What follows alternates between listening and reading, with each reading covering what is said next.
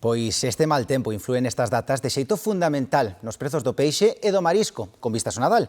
Porque se os mariñeiros non poden traballar nas próximas semanas, veremos como se disparan. Estivemos na praza esta mañá cos consumidores que adiantan xa as súas compras para evitar esas subas.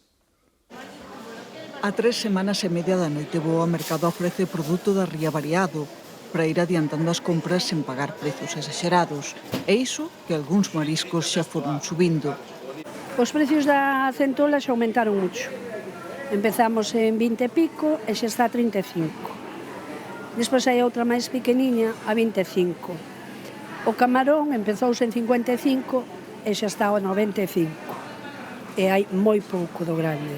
Eu recordo que o camarón o ano pasado foi a 150 euros. Que a min hasta me doía a man cobrarlle a xente. Pero é que non había. Era precioso. Pero é moito caro. Pois o virrei pode chegar a 80 euros o kilo, o rodaballo pode chegar a 50, e un bo besugo igual. Por iso hoxe moitos compradores botaban contas do espazo que tiñan no conxelador e do que podían aforrar mercando xa. Ya ahora he pagado, yo creo que 30 euros más de hace 2 semanas.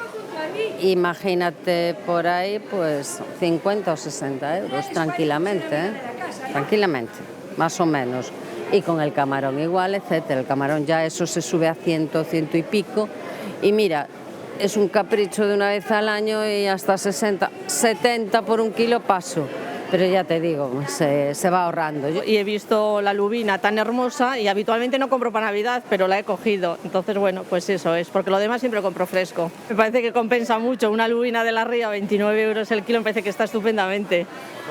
É ademais un xeito de asegurar o menú que se quere, sen depender de como veña o tempo ou do que collan eses días os mariñeiros.